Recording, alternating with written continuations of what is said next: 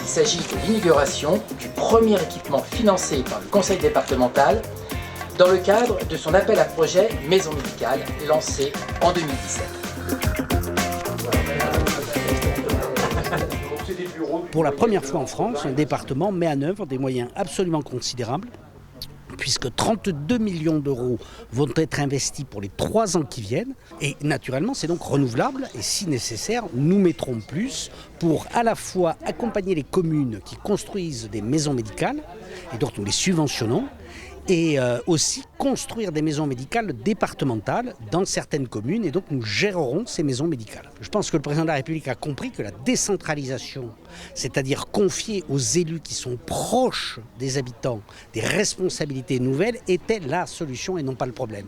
Et je crois pour ma part que puisque nous avons pour le compte de l'État la responsabilité du social, on distribue pour l'État les aides sociales et on mène des politiques sociales comme par exemple l'insertion, eh bien nous devrions pouvoir faire la même chose en matière de santé, parce que la cartographie, la connaissance que nous avons du terrain, les moyens financiers que nous pouvons mettre seront plus adaptés pour donner à nos concitoyens ce qu'ils attendent, une santé pour tous.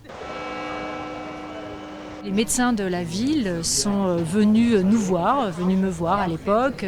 Puis après, j'en ai évidemment parlé à l'ensemble de l'équipe municipale pour nous dire qu'ils voyaient l'avenir de la couverture médicale d'Aubergenville de façon assez sombre, parce qu'eux-mêmes n'étaient pas des jeunes arrivés, que le renouvellement était très difficile à faire, qu'un médecin venait de partir, un autre venait de nous quitter, et qu'il restait 3 médecins sur la ville d'Aubergenville, 4 médecins sur la ville d'Aubergenville, et que dans les quelques années qui venaient, ils ne voyaient pas la possibilité d'en installer d'autres. Le territoire des Yvelines, comme l'Île-de-France, est touché par la désertification médicale. Donc l'ARS intervient aux côtés du conseil départemental pour financer l'investissement de cette maison médicale. Puisque vous le savez, un des problèmes pour les professionnels de santé qui veulent s'installer, c'est le coût de l'investissement immobilier.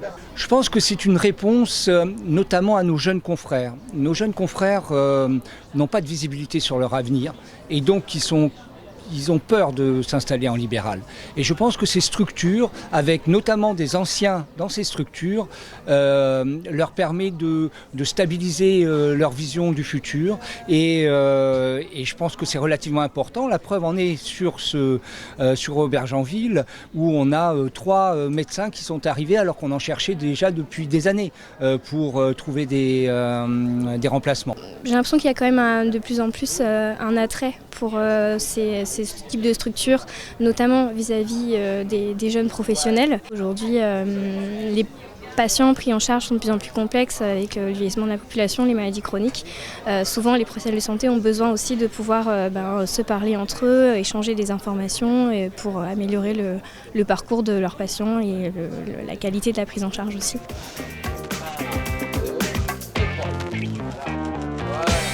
Voilà,